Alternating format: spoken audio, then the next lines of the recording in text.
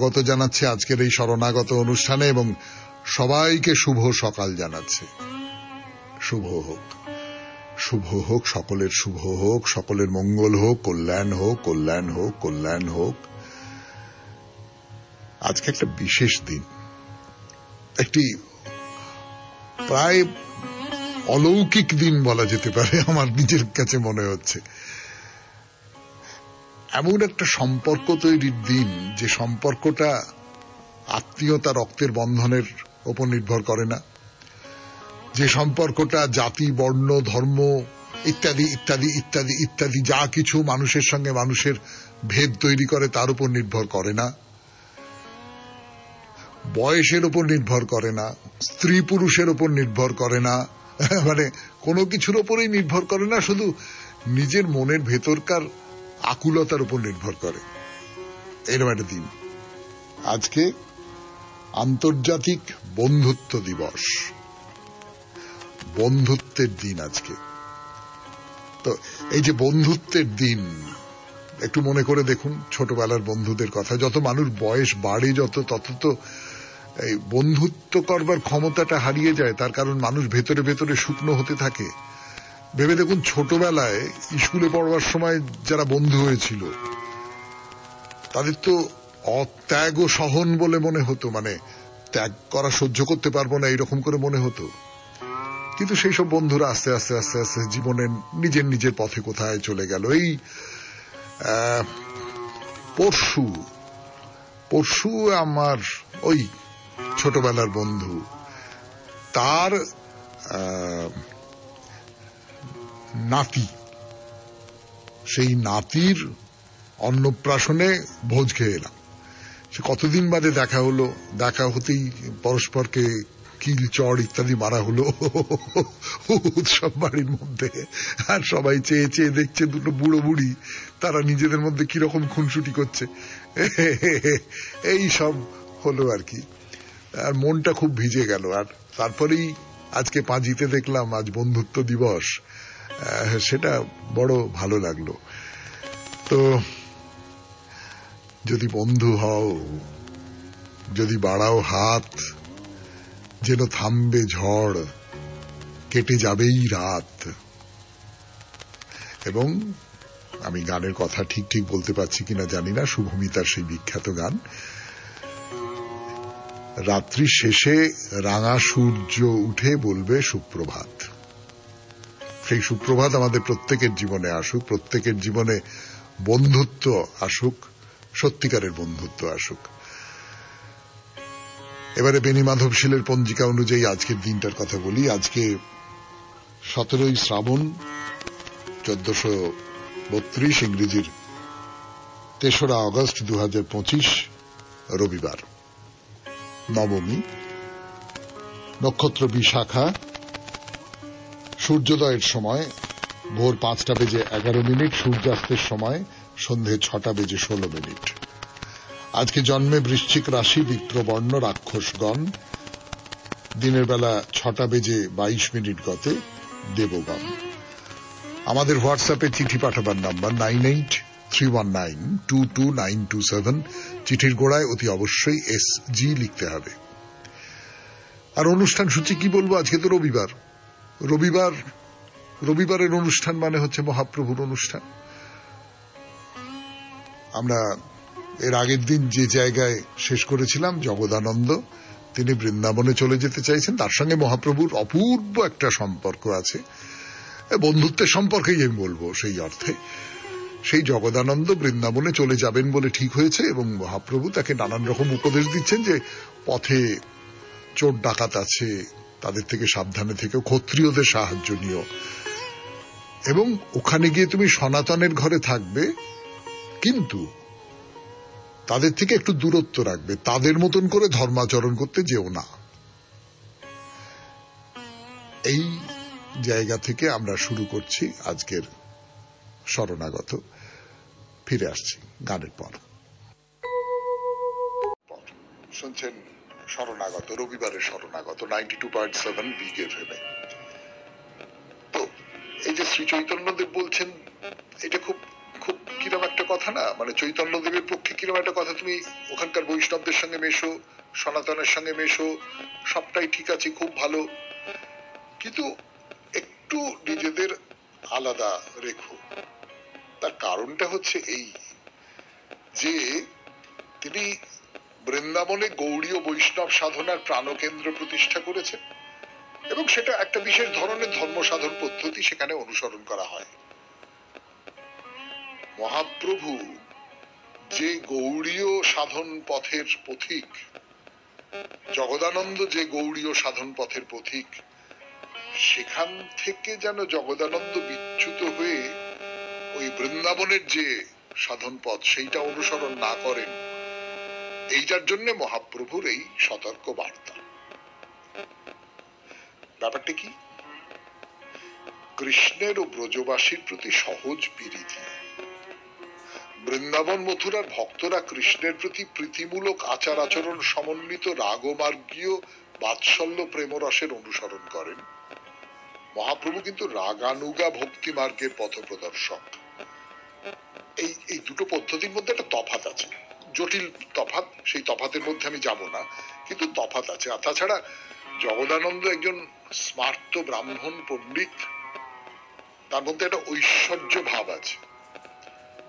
এই ঐশ্বর্য ভাব মানে নিজেকে জাহির করা নয়, কিন্তু তার ভেতরে কোথাও একটা কিছু করা, কিছু তার যে একটা সম্পদ, ঐশ্বর্য, তার যে বিভূতি, সেইটাকে প্রকাশ করা, আন্তরিকভাবেই করা, তার একটা ধরন রয়েছে। এই বৃন্দাবনের যে সাধন পদ্ধতি, সেইটার সঙ্গে এই জগদানন্দর যে পদ্ধতি বা এই যে মহাপ্রভুর যে পদ্ধতি এখন, সেইটা ঠিক মতো মিলছে না। ফলে জগদানন্দ যদি সেখানকার আচার আচরণ ঠিকভাবে বুঝতে না পারেন, তাহলে তার মনে হবে এটা কি হচ্ছে, ঠিক হচ্ছে না। এবং জগদানন্দ কিন্তু বেশ এসব ব্যাপারে খুব গোঁড়া বলতে পারেন, রক্ষণশীল বলতে পারেন, বা সনিষ্ঠ বলতে পারেন। তো তার ফলে এই যে সনাতনদের প্রতি তার শ্রদ্ধা একটু শিথিল হয়ে পড়তে পারে। কাজে কাজে ওই দিকে যেও না, ওই রকম কিছু করো না, তুমি একটু দূরত্ব রাখবে, রেখে ওইখানে বাস করো। এই হচ্ছে মহাপ্রভুর উপদেশ। শুনছেন রবিবারের শরণাগত 92.7 বিগ এফএম এ। আমি আছি আপনাদের সঙ্গে, আপনাদের সৌমিত্র বসু। ফিরে আসছি গানের পর। করে কথা শুরু করছে আপনাদের সৌমিত্র বসু মহাপ্রভুর কথা 92.7 বিগ এফএম এ শরণাগত অনুষ্ঠানে। আসলে জগদানন্দ সম্পর্কে এই উপদেশগুলো যে মহাপ্রভু দিচ্ছেন, তার পেছনে তার একটা কারণ আছে। কারণটা হচ্ছে জগদানন্দ, ওই যে বলছিলাম না, একটু গোঁড়া, রক্ষণশীল এবং একটু নিজের ব্যাপারে একটু সচেতন। আমি যেভাবে জীবনযাপন করছি, আমার যা সাধনার ধরন, সেইটার সম্পর্কে সচেতন। তা অন্য আর একটা ধরনের মুখোমুখি পড়ে তিনি হয়তো বিবাদে জড়িয়ে পড়লেন, ঝগড়া টগড়া, না এটা কি করছেন, এটা তো ঠিক নয়, মহাপ্রভু বলেছেন, এইসব করে ঝামেলার মধ্যে জড়িয়ে পড়লেন, কি দরকার আছে? আর তাছাড়া জগদানন্দ তো যাচ্ছেন বৃন্দাবন দর্শন করতে, ভক্ত বৈষ্ণবদের সঙ্গে থাকতে, তিনি তো কোনো মত প্রচার করতে যাচ্ছেন না। তো বিদেশে গিয়ে এইরকম ঘটনা যাতে না ঘটে, সেই জন্যই মহাপ্রভু তাকে এইসব উপদেশ দিয়ে সতর্ক করে রাখলেন। তার বাইরে কি? তার বাইরে বৃন্দাবনে গিয়ে তিনি কি কি কর্ম পালন করবেন সেইটা বললেন। সেই উপদেশগুলো কি কি? তুমি সনাতনের সঙ্গে থেকে দ্বাদশ বনদর্শন করবে, এক মুহূর্তের জন্য তার সঙ্গ ছাড়বে না। গোপালকে দর্শন করবার জন্য গোবর্ধন পাহাড়ে চড়বে না। বেশি দিন বৃন্দাবনে থেকো না, তাড়াতাড়ি ফিরে আসবে। আর সনাতনকে বলবে, আমি খুব তাড়াতাড়ি বৃন্দাবনে যাব, সে যেন আমার আশ্রয়ের জন্য একটা ব্যবস্থা রেখে দেয়। আমি হো আসিতেছি কহিও সনাতনে, আমার তরে এক স্থান যেন করে বৃন্দাবনে। তাহলে সনাতনকে ছেড়ো না। সনাতনের প্রতি মহাপ্রভুর গভীর শ্রদ্ধা, এবং সেই শ্রদ্ধার জায়গা থেকে তিনি বলছেন যে সনাতনকে ছেড়ো না, সবসময় তার কাছে থাকবে।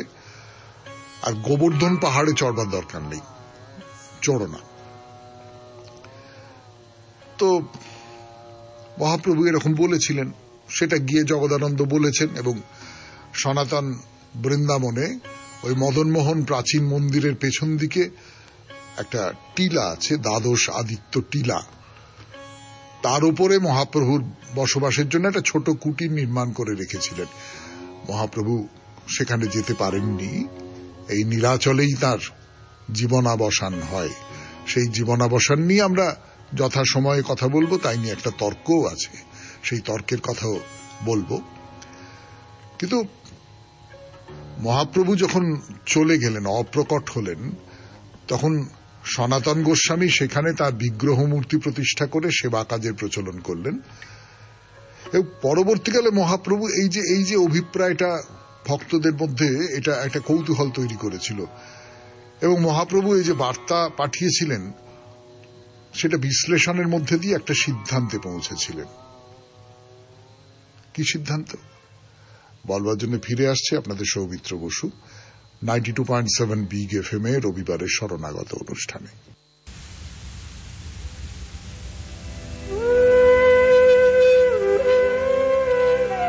কথা শুরু করছি মহাপ্রভুর কথা 92.7 বিগ এফএম এ শরণাগত অনুষ্ঠানে।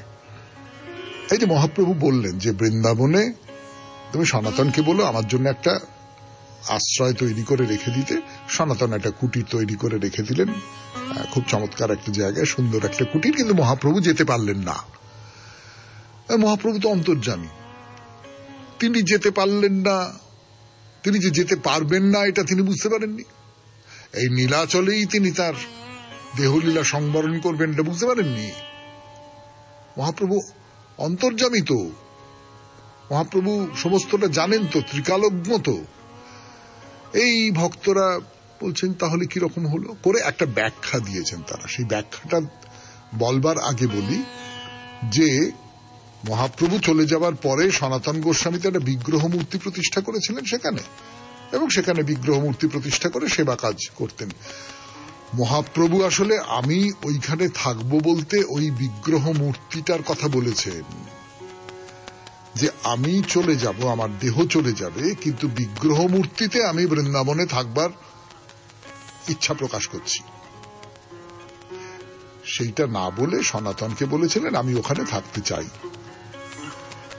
এরকম করে ভক্তরা বিশ্বাস করেন, এবং এটা কিন্তু হয়। এটা ধরুন 1898 খ্রিস্টাব্দে অক্টোবর মাসে স্বামী বিবেকানন্দ লাহোরের একটা সভায় একটা কথা বলেছিলেন যে আমি আর 3 বছর বাঁচব।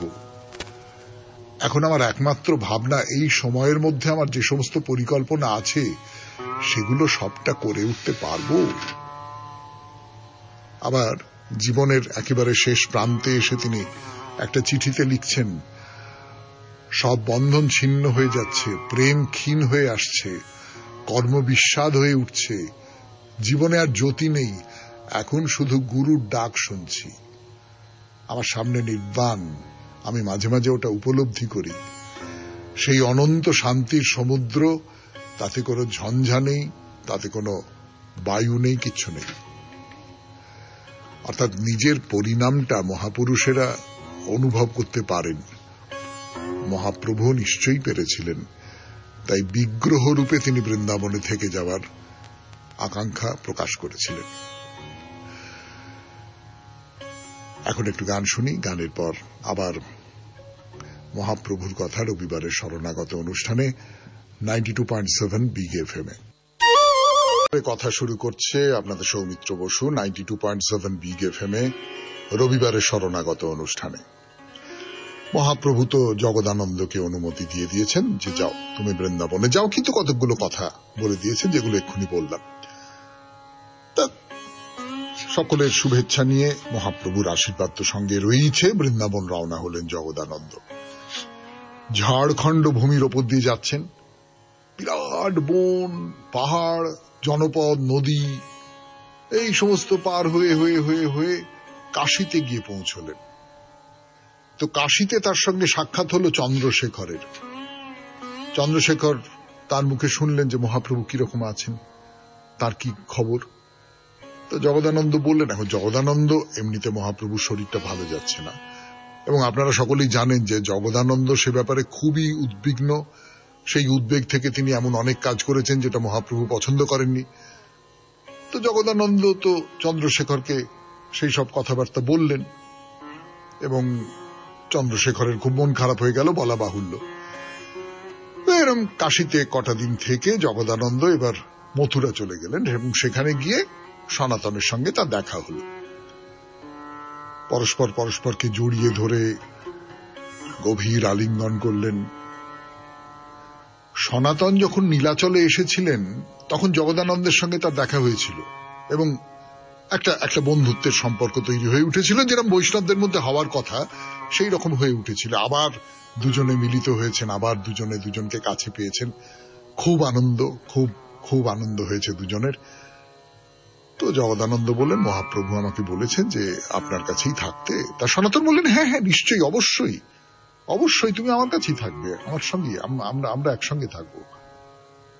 তা সনাতন জগদানন্দকে প্রথম দিন দ্বাদশ বন পরিক্রমা করিয়েছেন, মহাবন দর্শন করিয়েছেন, কৃষ্ণের যেখানে জন্ম হয়েছিল সেই সমস্ত দেখে মথুরার কুটিরে ফিরে এসেছেন। তো জগদানন্দ সনাতনের কুটিরে আছেন, কিন্তু কাছাকাছি একটা মন্দির ছিল, সেই মন্দিরের যে অঙ্গন সেইখানে জগদানন্দ নিজের হাতে রান্না করে খেতেন এবং ওই ভিক্ষা করে রান্নার জন্য যেটুকু দরকার সেগুলো জোগাড় করা হতো এবং ওই সনাতন নানান গৃহ থেকে ভিক্ষে করে জোগাড় করে দিতেন। সনাতন নিজেও তাই করতেন। মহাবন অঞ্চলের নানান সব বাড়িতে ঘুরে ঘুরে তাদের কাছ থেকে ভিক্ষে নিতেন, মাধুকরী বৃত্তি যাকে বলে, এই করে খাবার দাবার আহার সংগ্রহ করতেন। যেদিন সেটা পাওয়া যেত না, কোন একজন ব্রাহ্মণের গৃহে বা দেব মন্দিরে যেতেন, গিয়ে ভিক্ষে চাইতেন এবং সাধারণত তিনি নিজে রান্না করতেন না। তো জগদানন্দ একদিন সনাতনকে বললেন, আপনি আমার কাছে এসে একটু ভিক্ষা গ্রহণ করুন। তো সনাতন বললেন যে বেশ, খুব ভালো, আমি তোমার কাছেই আজকে ভিক্ষা গ্রহণ করব। তো সনাতন আসবেন, জগদানন্দ আগে থেকেই সমস্ত কাজকর্ম করে রান্না করতে বসেছেন। এর মধ্যে সনাতন এসে গেছেন, এসে জগদানন্দের পাশে গিয়ে দাঁড়িয়ে আছেন। তা জগদানন্দ মুখ তুলে তাকিয়ে দেখলেন সনাতনের মাথায় রক্তবর্ণের একটা কি কাপড় বাঁধা রয়েছে। 92.7 বিগ এফএম এ শরণাগত অনুষ্ঠানে আমি আছি আপনাদের সঙ্গে, আপনাদের সৌমিত্র বসু। একটু গান শুনি, তারপর ফিরে আসছি। এই আবার জগদানন্দ আর সনাতনের কথা। সনাতন মাথায় একটা লাল রঙের কাপড় বেঁধেছেন, সেইটা দেখে জগদানন্দের মনে হয়েছে যে মাথায় করে রেখেছেন, এটা নিশ্চয়ই মহাপ্রভু কোনো সময় দিয়েছিলেন। তো ভেতরে ভেতরে জগদানন্দের খুব প্রেমের উদ্দীপন হয়েছে যে মহাপ্রভু নিশ্চয়ই সনাতনকে এই কাপড়টা দিয়েছেন, তার মানে মহাপ্রভুর স্পর্শ লেগে আছে এই কাপড়ে। তো তিনি সনাতনকে বললেন যে এই যে কাপড়টা, এই কাপড়টা তুমি কোথায় পেলে? তো সনাতন বললেন যে এখানে মুকুন্দ সরস্বতী বলে একজন ভক্ত এটা আমায় দান করেছেন। তা জগদানন্দ আশা করেছিলেন তো মহাপ্রভু দিয়েছেন, সেই কথাটা শুনতে চেয়েছিলেন, কিন্তু কে কোথাকার কে মুকুন্দ, সেই মুকুন্দ বলে মুকুন্দ সরস্বতী, সেই শুনে জগদানন্দ খানিকটা রাগ হলো, নিরাস্ত হওয়ারই কথা, রাগ হলো এবং তার মনে হলো যে আমাদের গোষ্ঠীর বাইরের সন্ন্যাসীর দেওয়া বস্ত্র মাথায় বেঁধে রেখেছে সনাতন, তাহলে কি সে আর মহাপ্রভুর প্রতি সম্পূর্ণ নিবেদিত নয়? তার নিষ্ঠা, তার প্রীতি এই সমস্ত শিথিল হয়ে পড়েছে। ভয়ঙ্কর রাগ হয়েছে, নিজেকে সংযত রাখতে পারলেন না। তো চুল্লি থেকে ওই যে ভাতর যে গরম হাঁড়িটা, সে হাঁড়িটা তুলে নিয়ে সনাতনের মাথায় মারবার জন্য হাঁড়িটা তুলেছেন। মানে আপনারা বুঝতে পারছেন যে জগদানন্দ খুব গোঁড়া মানুষ, খুব গোঁড়া বৈষ্ণব অনুরাগী। মানে এর আগেও জগদানন্দ এরকম, যাকে আমরা বলবো যে বাড়াবাড়ি করে ফেলা, সেই রকম অনেক বাড়াবাড়ি করে ফেলেছেন। তো তার নিজের ধারণা হচ্ছে যে আমাদের গোষ্ঠীভুক্ত কোনো ভক্ত সে গোষ্ঠীর বাইরের কোন সন্ন্যাসীর দেওয়া বস্ত্র ধারণ করে যেখানে সেখানে ঘুরে বেড়াবে? না না না, এটা আমাদের সম্প্রদায়ের অপমান তো। এমনকি মানে বৈষ্ণবদের যে নিয়মানুবর্তিতা, যে শৃঙ্খলা, সেই অনুযায়ী কোন বৈষ্ণবের নিজের ইচ্ছে মতো কোনো বস্ত্র রাঙিয়ে পরিধান করা উচিত নয়। সম্প্রদায় থেকে যে মহাত্মা পুরুষকে একেবারে ঠিক ঠিক করে গুরুর মর্যাদায় প্রতিষ্ঠিত করা হয়েছে, একমাত্র তার দেওয়া বস্ত্রই পরিধান করা উচিত, এইটা জগদানন্দ বিশ্বাস করেন। ফলে সনাতন অন্য আরেকজনের দেওয়া বস্ত্র পরেছেন, ভয়ঙ্কর রেগে গেছে। শুনছেন 92.7 বিগ এফএম এ শরণাগত অনুষ্ঠানে জগদানন্দ আর সনাতনের কথা, মহাপ্রভুর দুই শিষ্য। আরো কথা বলবো, ফিরে আসছি। গানের পর ফিরে এলাম 92.7 বিগ এফএম এ শরণাগত অনুষ্ঠানে। তো এই যে ভাতের হাঁড়িটা তুলে ধরে জগদানন্দ সনাতনকে মারবেন, এইরকম একটা অবস্থা, যেটা বলছিলাম আপনাদের, যে কি অন্য কোন সন্ন্যাসী তার দেওয়া বস্ত্রখণ্ড তুমি মাথায় পড়েছ, মহাপ্রভুর সঙ্গে যার কোনো সম্পর্ক নেই, সংস্পর্শ নেই, তুমি বৈষ্ণব, তুমি মহাপ্রভুর অনুগত, এটা আমায় বিশ্বাস করতে হবে? সনাতন বুঝতে পেরেছেন, বুদ্ধিমান মানুষ, বিচক্ষণ মানুষ, অতদিন হোসেন শাহের রাজদরবারে কাজ করেছেন, তার তো, এবং সত্যি সত্যি তো পড়াশোনা করা পণ্ডিত মানুষ। তো জগদানন্দ এরকম ক্রুদ্ধ হয়েছেন, সনাতন তক্ষুনি তার কাছে ক্ষমা চাইলেন যে আমাকে তুমি মার্জনা করো, আমি আমার অন্যায় স্বীকার করছি, আমাকে মার্জনা করো। তো ওই বৈষ্ণব ভয়ঙ্কর রেগে গিয়েছিলেন, কিন্তু যে মুহূর্তে তার সামনে করজোড়ে ক্ষমা চাইলেন সনাতন, সেই মুহূর্তে জগদানন্দ নিজেকে সংযত করে নিতে পারলেন। বলেন, তুমি মহাপ্রভুর পার্শ্বদের মধ্যে প্রধান, মহাপ্রভু তোমাকে সবচেয়ে প্রিয় পাত্র বলে মনে করেন, সেই তুমি অন্যের দেওয়া একটা বস্ত্রখণ্ড মাথায় ধারণ করে ঘুরে বেড়াচ্ছ। ছি ছি ছি ছি সনাতন, এ খুব লজ্জার কথা। তুমি এইরকম একটা আচরণ করলে এইটা দেখে কে মনস্থির রাখতে পারে বলতো? বলে খুব তীব্র ভাষায় কত ভৎসনা স্বীকার করে নিলেন, করে বললেন যে পণ্ডিত, আপনি যথার্থ সাধু, আপনার এই যে মহাপ্রভুর প্রতি নিষ্ঠা, এটা একটা দৃষ্টান্ত, একটা উদাহরণ হয়ে আছে সামনে। এমন নিষ্ঠা আর কোথাও কারুর মধ্যে দেখা যায় না। এইরকম করে আমাদের বুঝিয়ে বললে তবেই তো আমরা শিক্ষা লাভ করতে পারি। আমি কি বলবো, আমার সৌভাগ্যের কোনো সীমা নেই যে আমার এই যে ত্রুটি, যেটা আমি ইচ্ছে করে করিনি, নিশ্চয়ই করিনি, কিন্তু এই ত্রুটিটা আপনি আমাকে ধরিয়ে দিয়েছেন, আপনি আমাকে প্রকৃত প্রেমের শিক্ষা দিয়েছেন। ঠিক লাল রঙের পোশাক, লাল রঙের কোন বস্ত্রখণ্ড বৈষ্ণবদের ধারণ করা উচিত নয়। না, এইটা আমি আর কখনো এটা ধারণ করব না। আমি কোন প্রবাসীকে এটা দিয়ে দেব। তো এই সূত্র ধরে সনাতন বৈষ্ণবদের যে বস্ত্র যেগুলো তারা পরবেন, সেইগুলো নিয়ে বিধিনিষেধের কিছু প্রশ্ন রেখেছেন।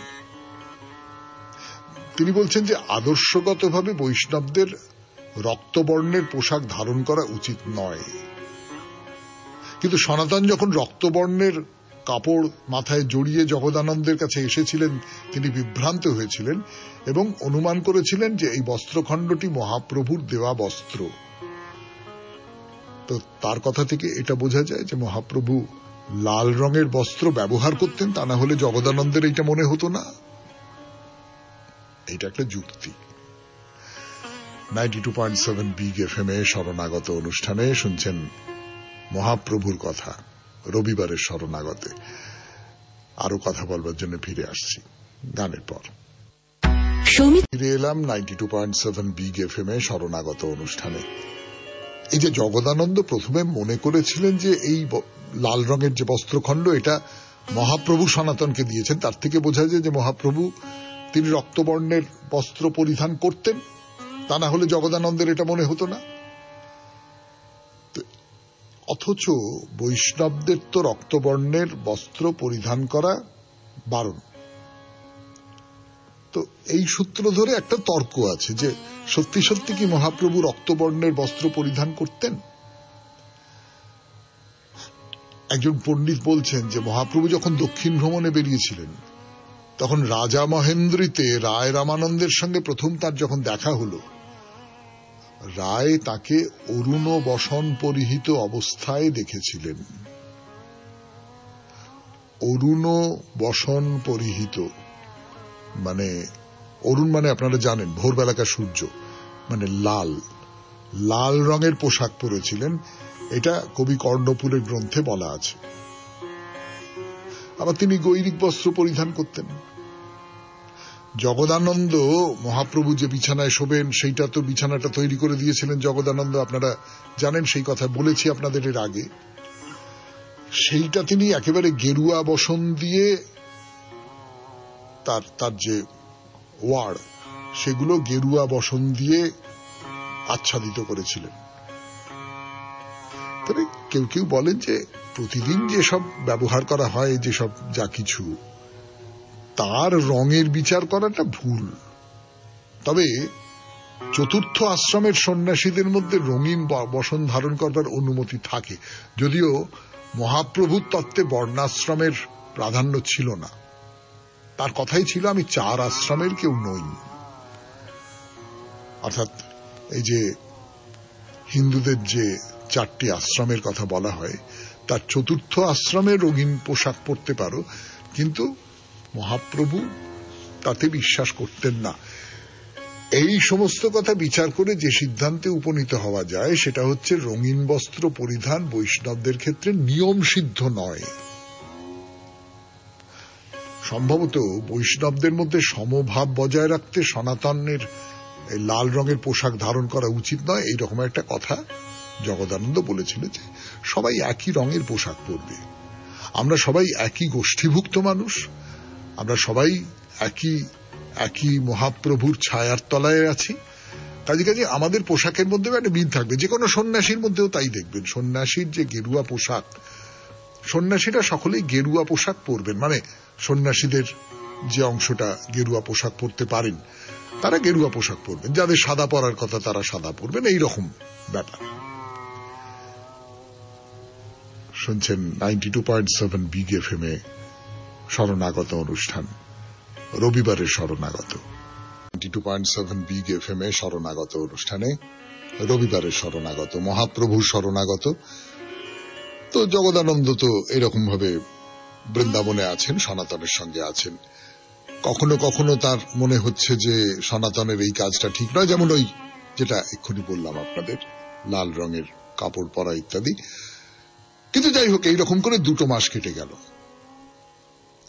খুব আনন্দে কাটলো। যেটা হয়, সকলের সমমনোভাবাপন্ন মানুষ হলে সেখানে একসঙ্গে থাকতে খুব আনন্দ হয়, তো খুব আরাম হয়। সবাই সকাল থেকে কৃষ্ণ কথা বলছেন, কৃষ্ণ কীর্তন করছেন, মহাপ্রভুর লীলা কথা বলা হচ্ছে, শোনা হচ্ছে, লীলাক্ষেত্র যেগুলো আছে শ্রীকৃষ্ণের লীলাক্ষেত্র সেগুলো দর্শন করা হচ্ছে। এই সব করে দিন কেটে যাচ্ছে, ভারী চমৎকার করে দিন কেটে যাচ্ছে।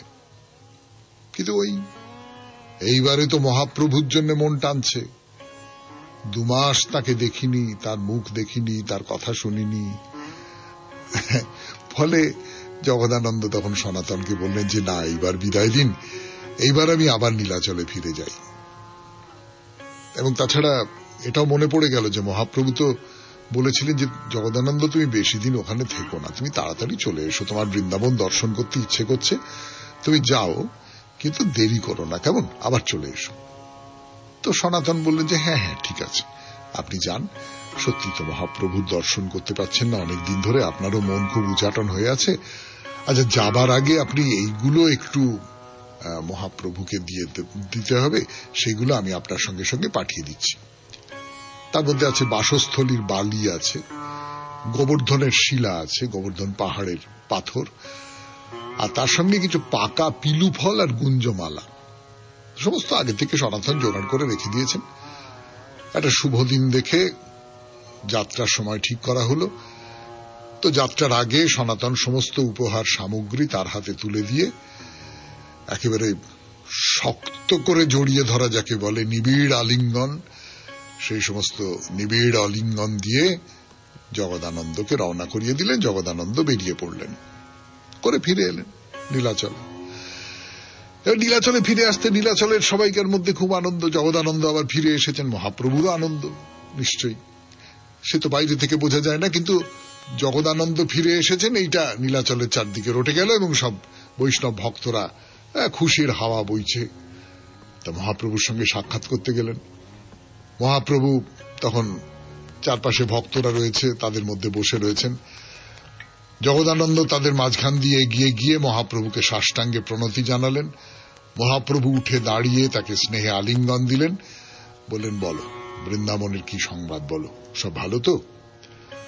তো জগদানন্দ বললেন যে হ্যাঁ, সনাতন আপনাকে প্রণাম জানিয়েছেন, আর বৃন্দাবনের এই এই ব্যাপার খুব আনন্দে কাটিয়েছি, আর সনাতন আপনাকে এই উপহারগুলো দিয়েছেন।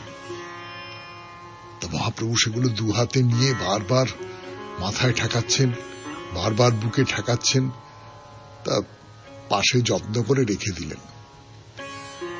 তখন সেখানে অনেক ভক্ত উপস্থিত রয়েছেন। তিনি বৃন্দাবন থেকে নিয়ে আসা পাকা যে পিলু ফল, মানে ওই কেলি কদম্বের ফল আর কি, সেগুলো সকলের মধ্যে ভাগ করে দিলেন, নিজেও খেলেন।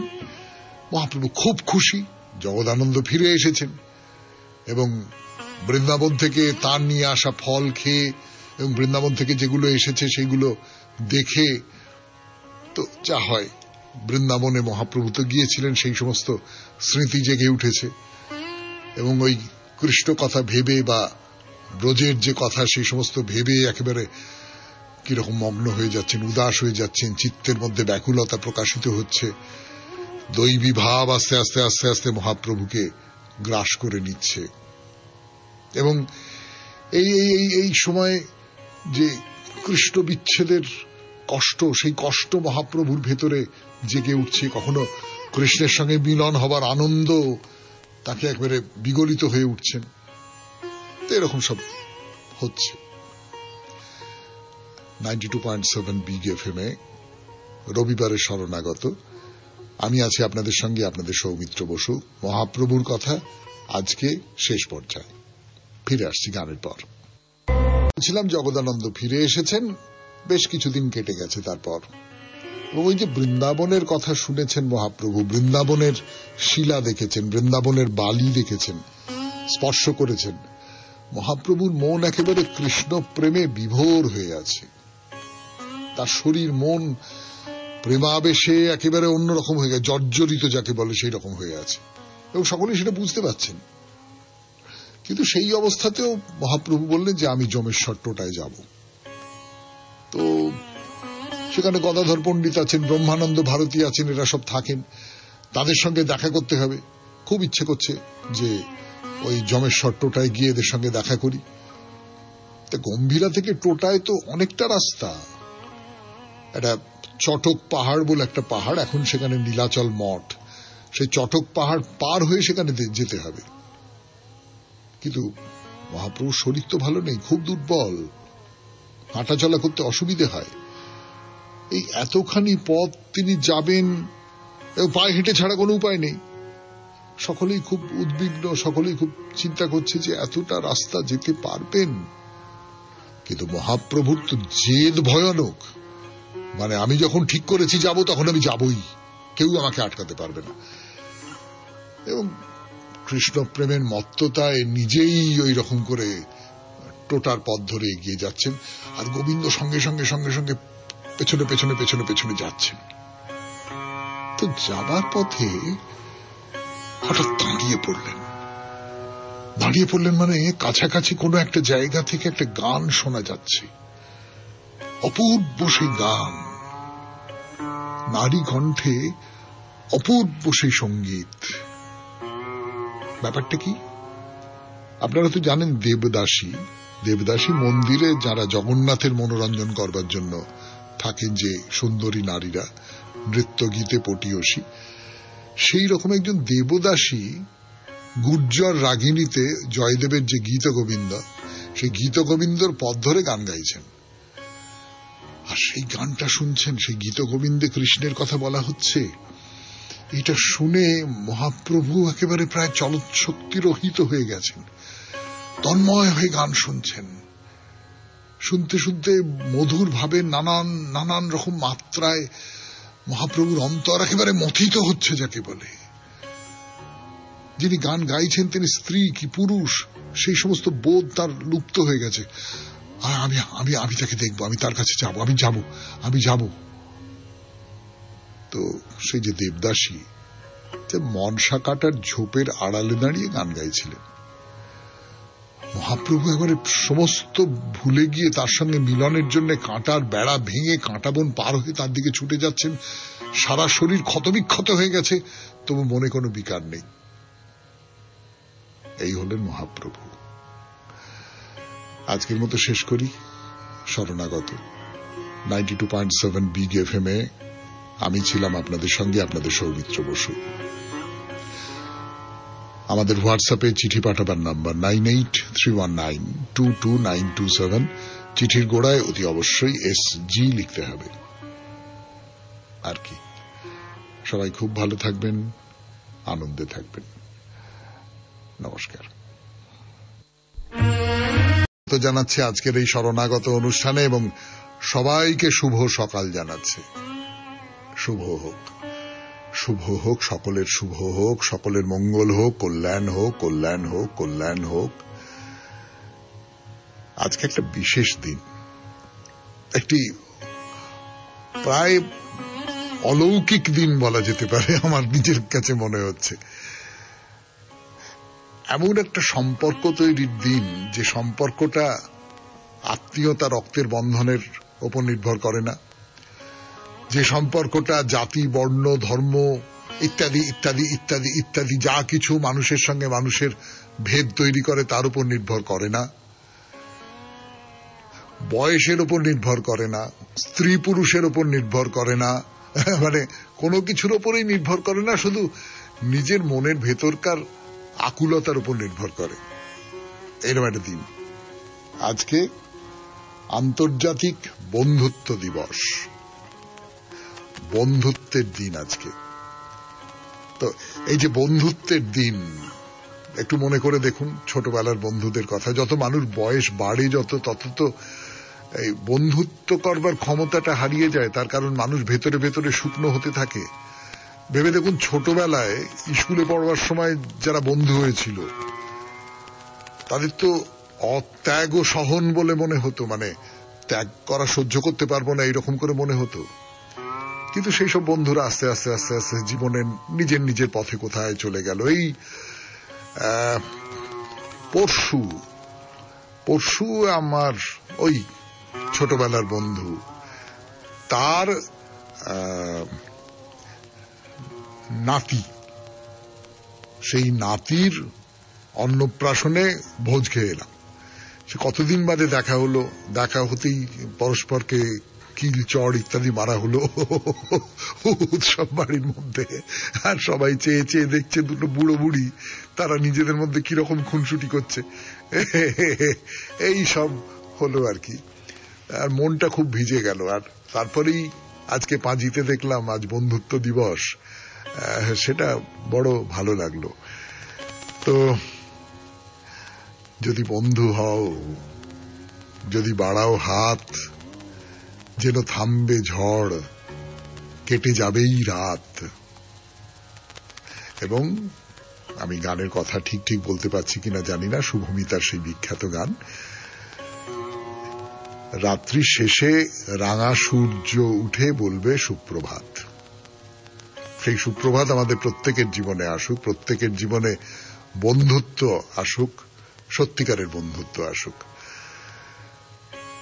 এবারে বেণী মাধবশীলের পঞ্জিকা অনুযায়ী আজকের দিনটার কথা বলি। আজকে 17 শ্রাবণ 1432, ইংরেজির 3রা আগস্ট 2025, রবিবার, নবমী।